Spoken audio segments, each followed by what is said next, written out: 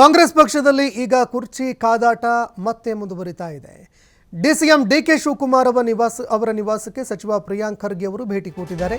ಸದಾಶಿವನಗರದಲ್ಲಿ ಇರುವಂತಹ DCM DK Shivakumar ಅವರ ಮನೆಗೆ ಪ್ರಿಯಾಂಕ್ ಖರ್ಗೆ ಅವರು ಭೇಟಿ ಕೊಟ್ಟಿದ್ದಾರೆ. ಇನ್ನು ಡಿಸಿಎಂ ಡಿಕೆ ಶಿವಕುಮಾರ್ ಅವರು ನಾಳೆ ದೆಹಲಿಗೆ ಭೇಟಿ ಕೊಡ್ತಾ ಇದ್ದಾರೆ. ಈ ಹಿನ್ನೆಲೆಯಲ್ಲಿ ಡಿಸಿಎಂ ಡಿಕೆ ಶಿವಕುಮಾರ್ ಅವರ ಜೊತೆ ಸಚಿವ ಪ್ರಿಯಾಂಕ್ ಖರ್ಗೆ ಅವರು ಚರ್ಚೆ ಮಾಡಿದ್ದಾರೆ ಅನ್ನೋ ಮಾತುಗಳು ಕೇಳಿಬರ್ತಾ ಇದೆ. ಇನ್ನು ಪ್ರಿಯಾಂಕ್ ಖರ್ಗೆ ಅವರಿಗೆ ಡಿಸಿಎಂ ಅದೇ ರೀತಿಯಾಗಿ ಡಿಕೆ ಶಿವಕುಮಾರ್ ಅವರಿಗೆ ಸಿಎಂ ಸ್ಥಾನಕ್ಕಾಗಿ ಪೈಪೋಟಿ ನಡೀತಾ ಇದೆ, ಪ್ರಯತ್ನಗಳು ನಡೀತಾ ಇದೆ ಅನ್ನೋ ಮಾತುಗಳು ಒಂದು ಕಡೆ ರಾಜಕೀಯ ವಲಯದಲ್ಲಿ ಚರ್ಚೆ ಆಗ್ತಾ ಇತ್ತು. ಈ ನಡುವೆ ಡಿಸಿಎಂ ಡಿಕೆ ಶಿವಕುಮಾರ್ ಹಾಗೂ ಸಿಎಂ ಸಿದ್ದರಾಮಯ್ಯ ಅವರನ್ನ ಇಬ್ಬರನ್ನೂ ನಿಲ್ಲಿಸಿಕೊಂಡು ರಾಹುಲ್ ಗಾಂಧಿ ಅವರು ಮೊನ್ನೆ ತಾನೇ ಚರ್ಚೆ ಮಾಡಿದರು. ಇಬ್ಬರನ್ನ ಪ್ರತ್ಯೇಕವಾಗಿ ನಿಲ್ಲಿಸ್ಕೊಂಡು ಮಾತನಾಡಿದ್ರು, ಇಬ್ಬರನ್ನ ಜೊತೆಗೆ ನಿಲ್ಲಿಸ್ಕೊಂಡು ಮಾತನಾಡಿದ್ರು. ಈಗ ಡಿಸಿಎಂ ಡಿಕೆ ಶಿವಕುಮಾರ್ ಅವರು ನಾಳೆ ದೆಹಲಿಗೆ ಭೇಟಿ ಕೊಡ್ತಾ ಇದ್ದಾರೆ. ಇದೇ ಸಂದರ್ಭದಲ್ಲಿ ಸಚಿವ ಪ್ರಿಯಾಂಕ್ ಖರ್ಗೆ ಅವರು ಅವರ ನಿವಾಸಕ್ಕೆ ತೆರಳಿ ಅವರ ಜೊತೆಯಲ್ಲಿ ಮಾತುಕತೆ ನಡೆಸಿದ್ದಾರೆ. ಈ ಹಿನ್ನೆಲೆಯಲ್ಲಿ ಸಹಜವಾಗಿ ರಾಜಕೀಯ ಚರ್ಚೆಗಳು ಗರಿಗೆದರ್ತಾ ಇದೆ. ಸಹಜವಾಗಿ ತೀವ್ರವಾಗಿ ವಿಚಾರಗಳು ಚರ್ಚೆ ಆಗ್ತಾ ಇದೆ. ಸಿಎಂ ಕುರ್ಚಿ ಕಾದಾಟ ಮತ್ತೆ ನಡೀತಾ ಇದೆಯಾ ಅನ್ನೋ ಪ್ರಶ್ನೆಗಳಿಗೆ ಮತ್ತೆ ರೆಕ್ಕೆ ಪುಕ್ಕ ಬಂದಿದ್ದಾವೆ. ಈ ಬಗ್ಗೆ ಮತ್ತಷ್ಟು ಮಾಹಿತಿ ಕೊಡ್ತಾರೆ ಪ್ರತಿನಿಧಿ ಶಿವಕುಮಾರ್ ಜೋಹಳ್ಳಿ ಫೋನ್ ಸಂಪರ್ಕದಲ್ಲಿ ಜಾಯ್ನ್ ಆಗಿದ್ದಾರೆ. ಶಿವಕುಮಾರ್, ಈಗಾಗಲೇ ಡಿಸಿಎಂ ಡಿಕೆ ಶಿವಕುಮಾರ್ ಜೊತೆಗೆ ಸಿಎಂ ಸಿದ್ದರಾಮಯ್ಯ ಇಬ್ಬರನ್ನೂ ಕೂಡ ಪ್ರತ್ಯೇಕವಾಗಿ ಜೊತೆಗೆ ನಿಲ್ಲಿಸಿಕೊಂಡು ರಾಹುಲ್ ಗಾಂಧಿ ಅವರು ಮಾತುಕತೆ ನಡೆಸಿದರು. ಮತ್ತೊಂದೆಡೆ ಈಗ ಡಿಸಿಎಂ ಡಿಕೆ ಶಿವಕುಮಾರ್ ಅವರು ನಾಳೆ ಭೇಟಿ ಕೊಡ್ತಾ ಇದ್ದಾರೆ. ಇದೇ ಸಂದರ್ಭದಲ್ಲಿ ಪ್ರಿಯಾಂಕ್ ಖರ್ಗೆ ಅವರು ಅವರ ಮನೆಗೆ ಭೇಟಿ ಕೊಟ್ಟು ಮಾತುಕತೆ ನಡೆಸಿದ್ದಾರೆ.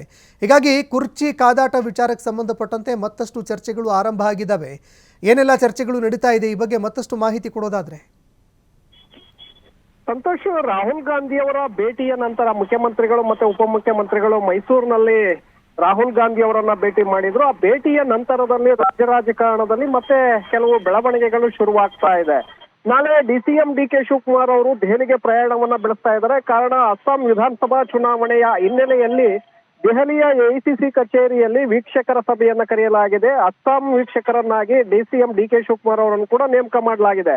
ಆ ಕಾರಣಕ್ಕೆ ಅವರು ದೆಹಲಿಗೆ ತೆರಳುತ್ತಾ ಇದ್ದಾರೆ ಸಭೆಯಲ್ಲಿ ಭಾಗಿಯಾಗೋದಕ್ಕೆ. ಸಭೆಯ ನಂತರದಲ್ಲಿ ರಾಹುಲ್ ಗಾಂಧಿ ಅವರನ್ನ ಭೇಟಿ ಮಾಡುವಂತಹ ಪ್ರಯತ್ನಗಳನ್ನು ಕೂಡ ಡಿಕೆ ಶಿವಕುಮಾರ್ ಅವರು ಮಾಡಲಿದ್ದಾರೆ. ಯಾಕೆಂದ್ರೆ ಇದೊಂದು ಉತ್ತಮವಾದಂತಹ ಅವಕಾಶ.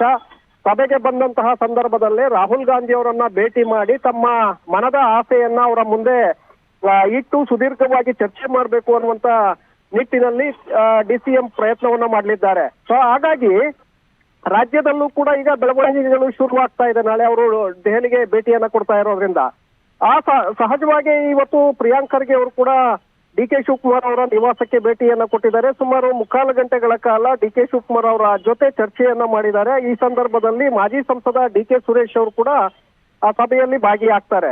ಅಂದ್ರೆ 3 ಜನ ನಾಯಕರ ನಡುವೆ ನಡೆದಂತಹ ಚರ್ಚೆಗಳೇನು, ಡಿಕೆ ಶಿವಕುಮಾರ್ ದೆಹಲಿಗೆ ಭೇಟಿಯನ್ನ ಕೊಡ್ತಾ ಇರುವಂತಹ ಸಂದರ್ಭದಲ್ಲೇ ಮೂವರ ನಡುವೆ ಏನೆಲ್ಲ ಚರ್ಚೆಗಳು ನಡೆದಿದೆ. ಈ ಅಧ್ಯಕ್ಷರ ಪುತ್ರನಾಗಿರೋದ್ರಿಂದ ಪ್ರಿಯಾಂಕ್ ಖರ್ಗೆ ಅವರು ಸಹಜವಾಗಿ ದೆಹಲಿಯ ಬೆಳವಣಿಗೆಗಳ ಬಗ್ಗೆ ಕೂಡ ಕೆಲವು ಅವ್ರಿಗೆ ಮಾಹಿತಿಗಳಿರುತ್ತೆ. ಸೊ ಆ ಹಿನ್ನೆಲೆಯಲ್ಲೇ ಡಿಕೆ ಶಿವಕುಮಾರ್ ಅವರನ್ನ ಭೇಟಿ ಮಾಡಿ ಅವರ ಜೊತೆ ಮಾತುಕತೆಯನ್ನು ನಡೆಸಿದ್ರ. ಇಬ್ಬರು ಸಹೋದರರ ಜೊತೆ ಪ್ರಿಯಾಂಕ್ ಖರ್ಗೆ ಅವರು ನಡೆಸಿದಂತ ಮಾತುಕತೆಯನ್ನು ಇದು ಈಗ ಸಾಕಷ್ಟು ಕುತೂಹಲವನ್ನ ಹುಟ್ಟು ಹಾಕ್ತಾ ಇದೆ. ಸಂತೋಷ್, ಧನ್ಯವಾದಗಳು ಶಿವಕುಮಾರ್ ನಿಮ್ಮೆಲ್ಲ ಮಾಹಿತಿಗೆ.